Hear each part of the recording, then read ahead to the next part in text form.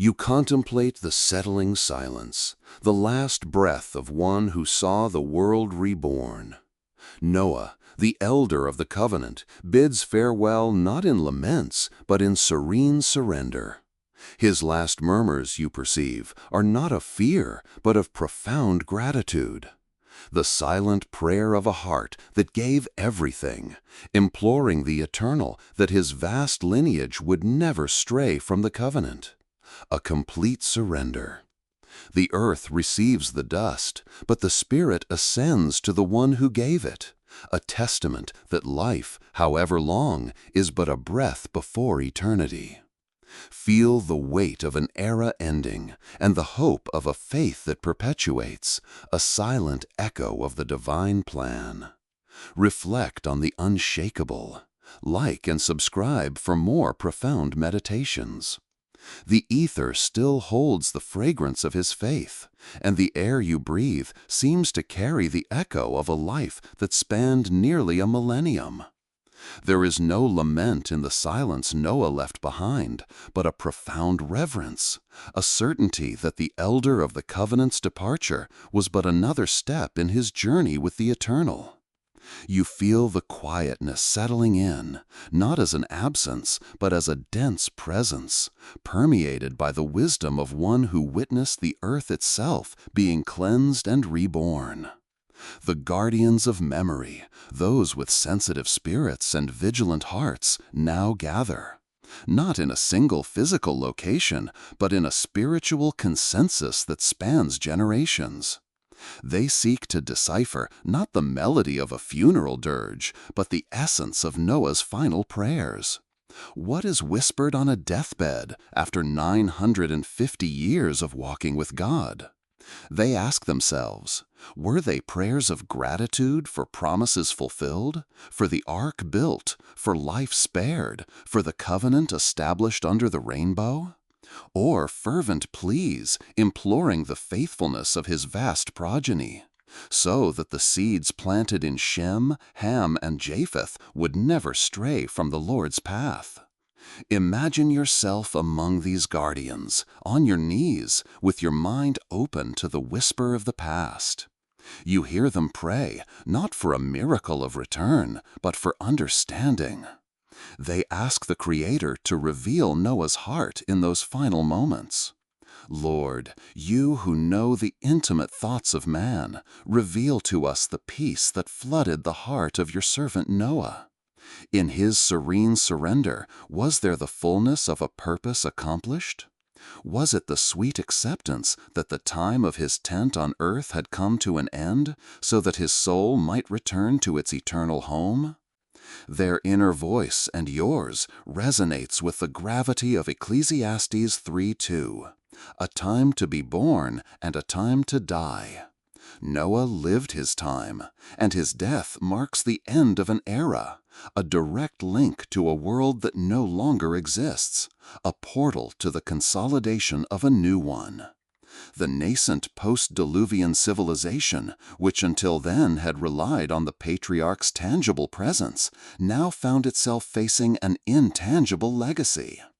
Noah's death is not merely the loss of an individual, it is the closing of one chapter and the opening of another, where faith must be sustained not by the presence of the man who walked with God, but by the remembrance and observance of the principles he represented. You perceive that the true perpetuation of the covenant lies not in the longevity of a life, but in the depth of its influence, in the ability of its truths to take root in the hearts of those to come. This passage, this final surrender, solidifies Noah's testimony. He was not just the builder of the ark, but the guardian of faith in times of universal corruption. His death, therefore, is the crowning of his obedience, a final point that emphasizes God's unshakable sovereignty. The Lord gave, and the Lord has taken away. Blessed be the name of the Lord. Job 1:21. You reflect on how this truth manifests in the life and death of every being, but so grandiosely in Noah's. Human life is a breath, even when it extends for centuries. But the divine plan unfolds over millennia, into eternity. With each new dawn, each sunrise that follows the night, you are invited to witness the perpetuation of this plan.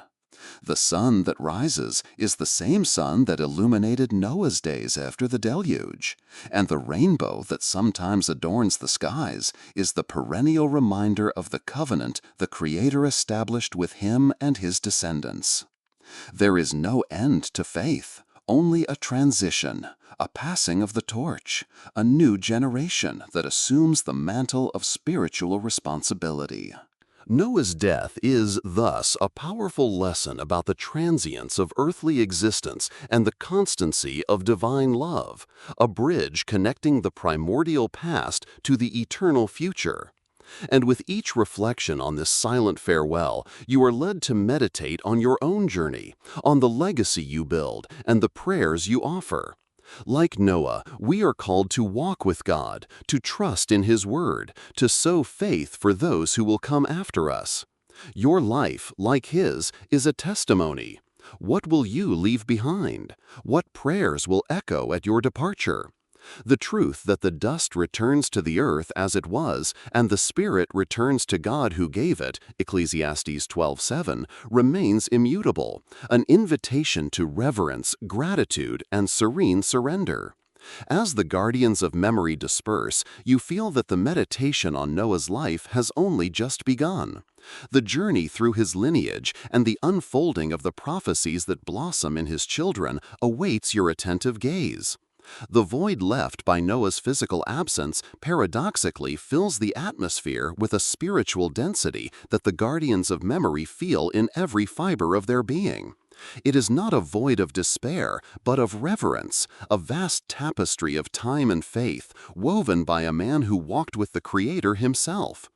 You, immersed in this atmosphere of contemplation, realize that Noah's true farewell is not a solitary event on a deathbed, but an indelible landmark in human history, an inflection point for all who came after.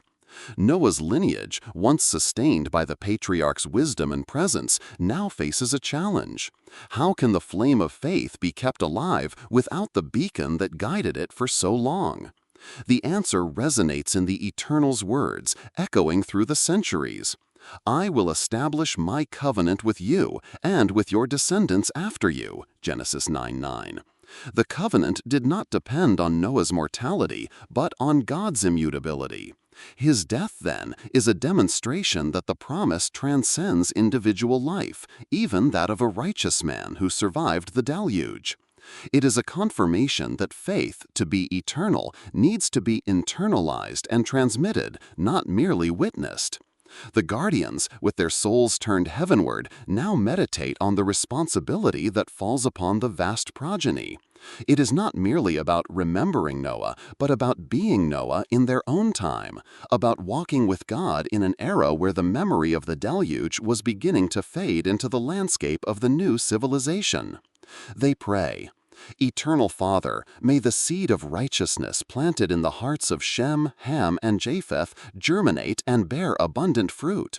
May the testimony of your servant Noah be the leaven that raises the whole loaf, so that no generation forgets your sovereignty and your mercy that extended over the earth.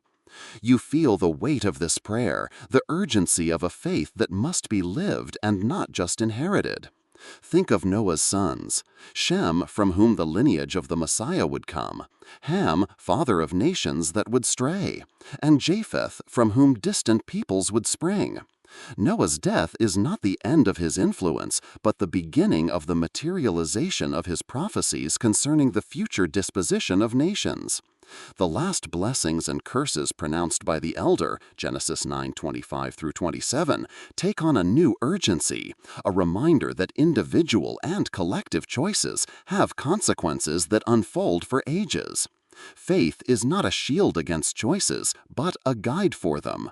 You observe that Noah's absence is not a void to be filled, but a space for the manifestation of a more mature and personal faith in each individual.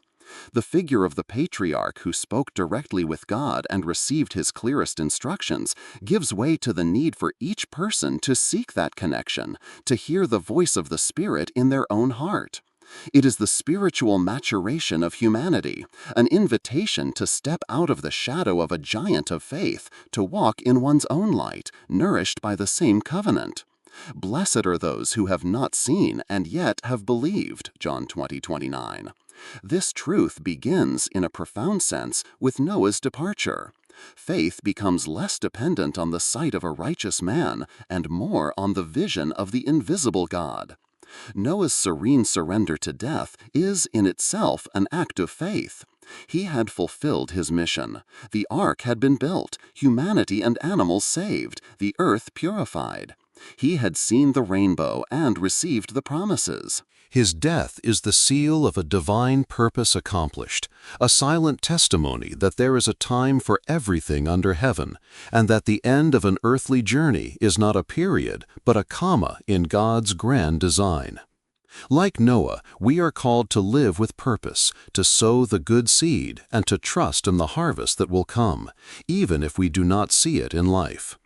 The guardians of memory now understand that Noah's final prayer was not just for his immediate family, but for every soul that would come from his vast lineage. It was a plea that the knowledge of God would not be lost, that reverence for the Creator would be transmitted from mouth to mouth, from heart to heart, through songs, stories, and rituals. You realize that this transmission is the true perpetuation of Noah's life, not in flesh and blood, but in spirit and truth. The meditation deepens, and you feel that Noah's life is a mirror. It reflects the transience of our own existence and, at the same time, the eternity of the divine plan. You are my refuge and my shield. I hope in your word. Psalm 119:114. This was the essence of Noah's life, and this is the message that his death amplifies. God's faithfulness persists through generations, and the responsibility to honor that faithfulness passes from one to another in an unbroken chain of faith and hope. The evening light leans upon the earth, and the guardians of memory rise, their hearts filled not with sadness, but with profound gratitude. Noah's death is not the end, but the cornerstone for understanding the coming ages, the manifestation of divine will that unfolds in the complex and fascinating history of his descendants, where the promise of a Savior takes root and grows. Your gaze and theirs now turns to the paths that Shem, Ham, and Japheth will tread, and how these paths will intertwine with the prophetic destiny of nations. The tapestry that unfolds after Noah's departure is no less intricate than the threads of his long life. You, a silent witness to these reflections, perceive that the transmission of faith, once personified in the elder, now atomizes into seeds of truth scattered in human hearts. The guardians of memory understand that the true legacy resides not in stone monuments, but in the resonance of the Spirit in the souls of his vast progeny. How could they ensure that the echo of God's voice, which Noah so clearly heard, would not be lost in the noise of new cities and the complexity of relations among emerging peoples? They kneel, and their voices, almost a collective whisper, invoke divine wisdom. Lord, you who planted the covenant in the sky with your rainbow, remember your promise. May every raindrop be a reminder of your judgment and your mercy. May every sunbeam that pierces the clouds paint in the sky not just colors, but the certainty of your faithfulness. Help us to engrave these truths not on tablets of stone, but in the hearts of Shem, Ham, and Japheth, and in the hearts of their children and their children's children, so that they do not forget your mighty deeds, as the psalmist instructed us. We will not conceal them from their children, but will tell the next generation the praiseworthy deeds of the Lord, His power, and the wonders He has performed. Psalm 78:4. You feel the gravity of this plea, the urgency of keeping alive the flame of divine revelation in a world that, even freshly purified, already carried within it the seeds of forgetfulness. Noah's death marks the transition from an era of direct testimony to an era of transmitted faith. Noah was God's herald for his generation, the builder of the ark who defied disbelief. His life was a silent and continuous sermon. Now, the preaching must come from stories told around the campfire, from songs sung under the starry sky, from laws and customs that would reflect divine commandments. You meditate on the profound responsibility of every father and mother, every elder and leader, to be a guardian of truth. To teach these words to your children, speaking about them when you sit at home, and when you walk along the road, when you lie down, and when you get up. Deuteronomy 6:7. Faith, once visible in the work of the ark, becomes invisible in patience, in justice, in mercy, and in hope. Noah's memory, then, is not a burden, but a privilege.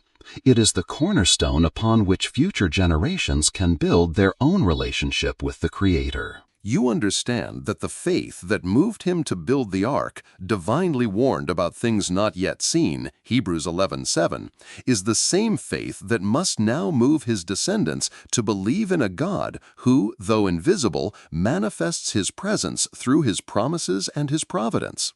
Noah's departure does not diminish the divine presence, but redefines it, inviting each individual to seek a personal intimacy with the Father, to find their own ark of salvation and purpose. The guardians perceive the prophecy about Shem, Ham, and Japheth not as a static decree, but as a call to action and spiritual vigilance. The blessings upon Shem, who would become the progenitor of the messianic lineage, inspire a special reverence. His tent would be the place where the name of the Lord would be invoked in truth and where the promise of a Redeemer would be kept alive. For Japheth, the promise of enlargement and dwelling in the tents of Shem suggested a future spiritual union, an inclusion that, you intuit, points to God's designs for all nations.